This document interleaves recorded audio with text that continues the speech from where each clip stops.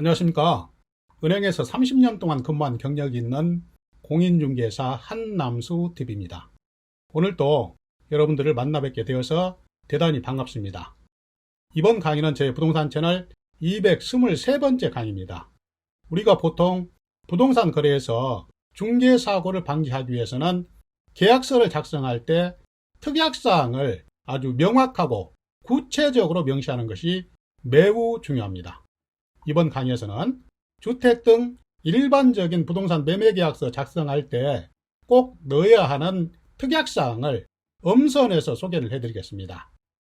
본 특약사항을 기본으로 각 물건의 특성을 반영해서 계약서를 작성하시면 중개사고 예방에 큰 도움이 될 것으로 확신을 합니다.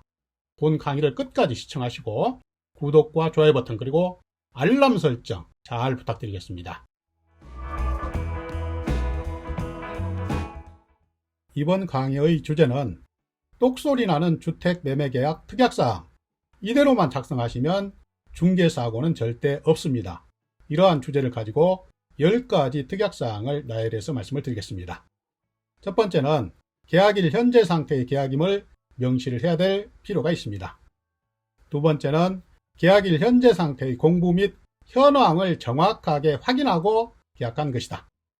다음 세 번째는 매도인은 계약일 현재의 권리 상태를 유지할 의무가 있다. 네 번째는 시설물 상태의 하자를 확인하고 계약한 것이다.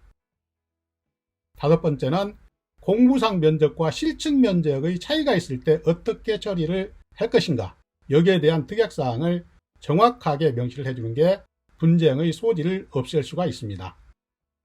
다음 여섯 번째는 가장 중요한 매도인의 하자담보 책임 문제. 일곱 번째는 취득세에 대한 설명 문제입니다. 여덟 번째는 매도인은 잔금 지급일까지 부담금을 완납하고 그 확인을 해줘야 될 의무가 있다. 아홉 번째는 선수관리비 정산 문제입니다. 다음 열 번째, 기타 사항은 민법 규정에 따른다. 이러한 특약 10가지를 자세하게 말씀을 드리겠습니다. 이제 본론 설명입니다. 특약사항 하나하나를 꼼꼼하게 살펴보도록 하겠습니다. 먼저 계약일 현재 상태의 계약임을 정확하게 명시를 해줘야 됩니다. 그 내용을 보시면 본 계약은 계약일 현재의 대상 부동산의 권리 및 시설물 상태를 기준으로 작성한 주택 매매 계약이다. 이렇게 계약일 현재 상태의 계약임을 정확하게 명시를 해야 됩니다. 다음 두 번째는 공부 및 현황을 직접 확인을 하고 계약한 것이다. 이 내용을 다음과 같이 표현을 해서 기입을 해주면 좋습니다. 매수인은 특약 1에 관해서 토지 이용계획 확인원, 등기사항 전부증명서, 건축물 관리대장, 토지대장, 지적도, 평면도 등 관련 공부를 열람을 하고 물건의 현 상태를 본인이 직접 육안으로 확인을 했고 중개대상물 확인설명서를 통해서 공인중개사로부터 확인설명을 정확히 받고 계약 서명 날인한 것이다. 이렇게 공부 및 현황 확인을 하고 중개대상물 확인설명서를 통해서 확인설명을 정확히 받고 계약하는 것임을 명시를 해야 됩니다. 다음은 세 번째입니다. 매도인은 계약일 현재의 권리 상태를 그대로 유지해야 될 의무가 있다. 언제까지? 잔금 지급일까지. 그 내용의 특약을 보시겠습니다. 계약일 현재는 공부상에 아무런 문제가 없습니다. 저당권이나 가압류 등 아무런 문제가 없다 이런 얘기예요. 그래서 매도인은 이러한 깨끗한 상태를 잔금 지급일까지 그대로 유지를 해야 된다. 만약에 매도인이 이러한 약속을 지키지 않으면 매수인은 계약을 해지할 수가 있고 매도인은 매수인한테 받은 기수령한 금액, 그러니까 계약금이나 중도금 전액을 조건 없이 매수인에게 반환을 하고 위약금으로 총 매매대금의 10%를 지급하기로 한다. 이러한 계약일 현재의 권리 상태를 계속해서 잔금 지급일까지 유지를 할 의무를 부과를 하고 만약에 매도인이 이러한 약속을 어겼을 경우에는 위약금 10% 그리고 지금까지 받은 금액 전체를 조건 없이 반환하는 그러한 특약을 다는 것이 매우 좋습니다. 다음은 네 번째입니다. 시설물 상태의 하자에 대해서 매도인한테 확인을 받고 계약을 체결한 것이다. 이런 내용을 정확하게 명시를 하는 것이 좋습니다. 왜냐하면 계약일 현재의 하자 상태에 대해서 매수인이 확인한 것 외에 다음에 잔금을 지급하고 하자가 추가로 발견됐을 경우에는 매도인에게 그 책임을 쉽게 물을 수가 있기 때문에 매도인한테 계약일 현재의 하자 상태를 정확하게 고지를 받고 계약을 하는 것이 좋습니다. 그 내용을 보시겠습니다.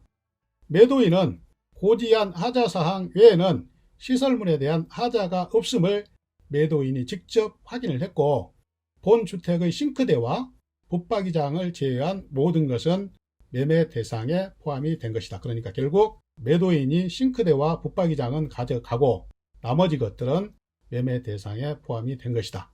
이렇게 특약을 맺어야 됩니다. 다음 다섯 번째로, 공부상 면적과 실측 면적의 차이가 있을 때 어떻게 처리를 해야 될 것인지, 여기에 대한 특약사항입니다. 본 매매계약은 등기사항 전부증명서, 건축물 관리대장 등 공부상의 면적을 기준으로 계약을 체결한 것이고, 향후에 공부상의 면적과 실측 면적의 차이가 있더라도 그 다소를 불문하고 양 당사자는 일체의 이의를 제기하지 않겠다. 이렇게 특약을 맺어 놓는 게 좋습니다. 다음은 여섯 번째입니다. 부동산 매매 거래에서 가장 중요한 것은 매도인의 하자담보 책임 문제입니다. 부동산 매매 계약 체결 시에는 양 당사자가 주의 의무를 다해서 살펴봤는데도 불구하고 하자를 발견하지 못했어도 잔금 이후, 그러니까 소유권 이전 등기를 받고 하자를 매수인이 발견했다. 이러한 경우에는 특별한 사유가 없으면 매도인에게 그 하자담보 책임을 물을 수가 있습니다. 이 하자담보 책임에 대해서 구체적으로 특약을 맺을 수가 있다는 얘기예요. 그 내용을 보시겠습니다. 여섯 번째, 매도인의 하자담보 책임 문제. 여기에서는 누수에 대해서만 하자담보 책임을 묻겠다 이런 얘기죠. 그 내용을 보시면 건물에 대한 하자는 잔금 지급일로부터 6개월 이내에 발견 시에는 매도인이 책임을 지고 그 후로는 매수인이 책임진다. 이렇게 특약을 맺을 수가 있습니다.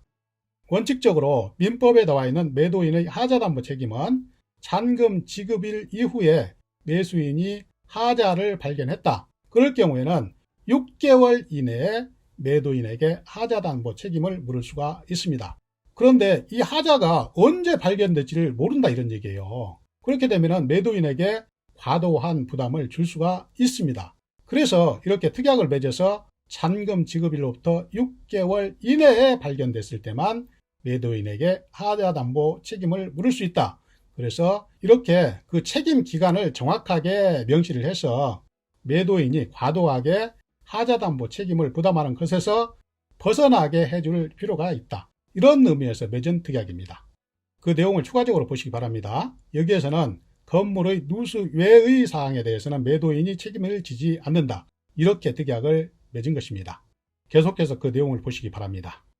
매수인이 리모델링을 하거나 개조를 하거나 또 개량을 하거나 수선을 할 때 부지로 하자가 발생이 됐다. 이럴 경우에는 매도인은 책임을 지지 않는다. 이런 내용의 특약입니다. 다음은 일곱 번째로, 중개대상물 확인설명서에는 취득세율에 대해서 설명을 하도록 되어 있습니다.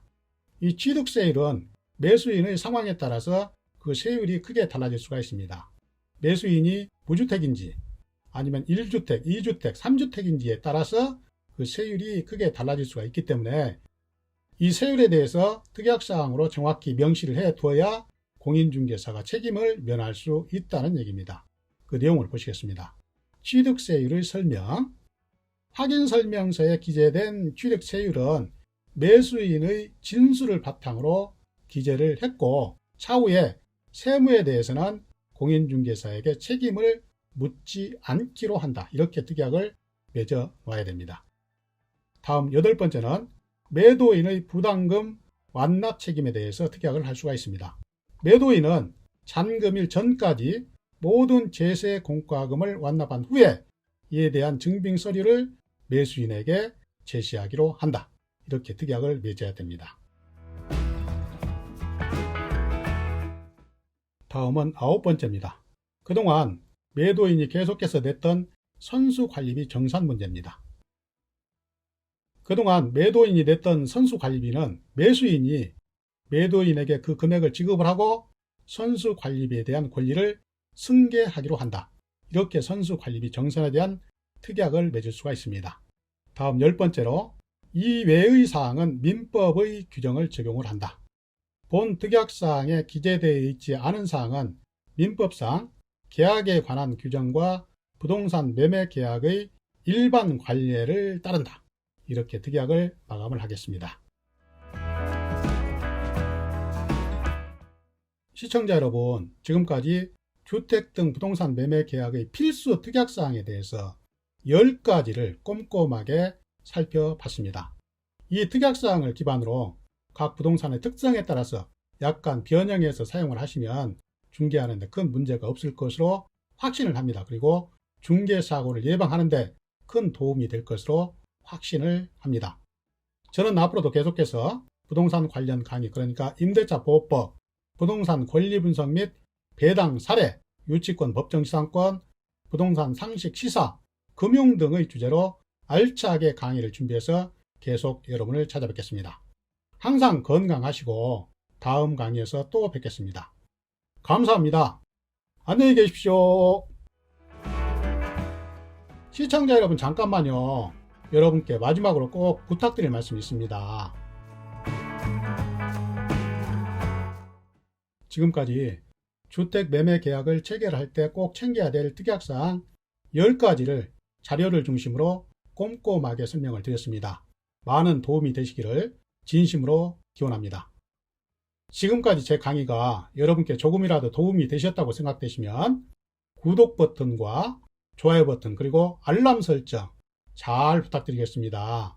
이 구독과 좋아요 버튼 그리고 알람 설정은 강의를 하는 저에게 힘의 큰 원천입니다. 마지막으로 잘 부탁드리겠습니다.